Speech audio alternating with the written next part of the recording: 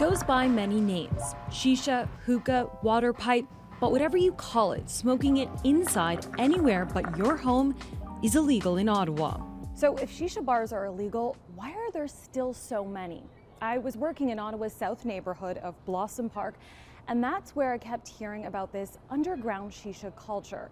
Apparently, a lot of places are acting like modern-day speakeasies. So why do people go to all this trouble to smoke shisha indoors? That's what I wanted to find out. Smoking shisha traces back to India and the Middle East. In the 17th century, it became ingrained in Persian culture. It serves the same social function as a night out with alcohol. So grabbing a beer after work is similar to smoking some shisha.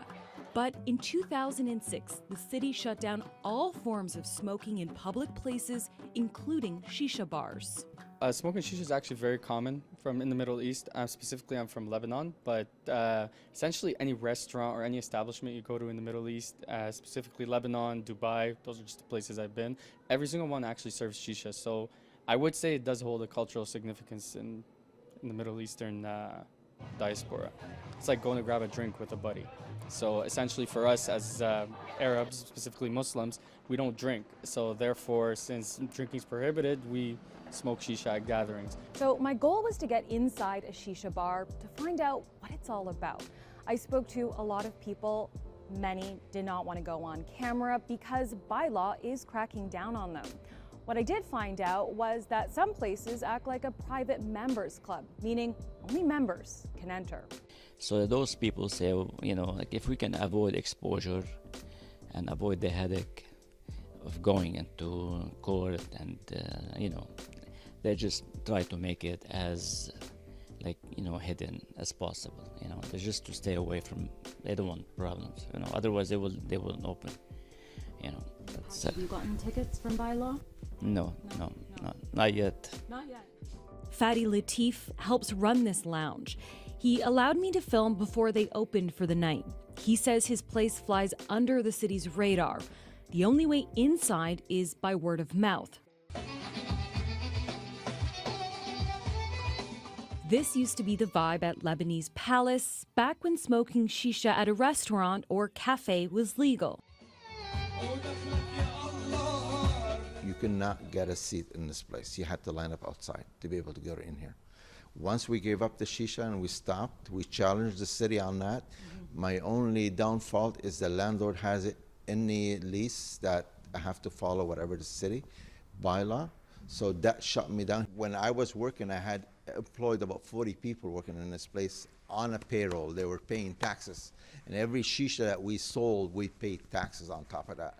That's all gone. I can bring a band here on a Friday night, and I'll be lucky if I can get 30 people in here.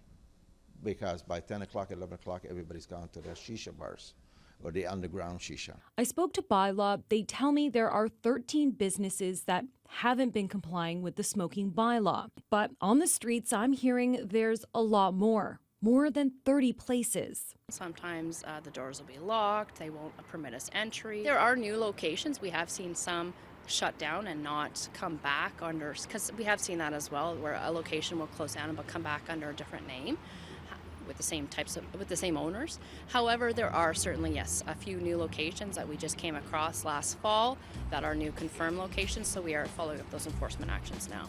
And the fines, they can be steep. Business owners, landlords, and even patrons can be ticketed. Each ticket carries a $320 fine, and if businesses repeatedly break the rules, fines can reach $100,000. Shisha bar owners tell me they don't want to operate this way. They want to be regulated and pay taxes.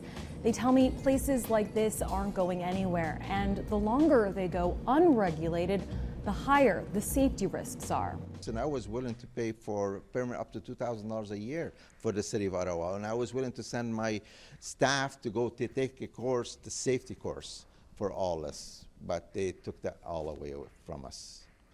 I went out of my way, installed a couple of ventilation system that sucks the smokes out, cleans it out, puts it back as a clean air. We offered that to the city, but unfortunately it didn't work out in our favor. It worked out the other way. Right now, it doesn't seem like legalization is on the table. Shisha smokers telling us the more bylaw cracks down on places like this, the more underground they'll go.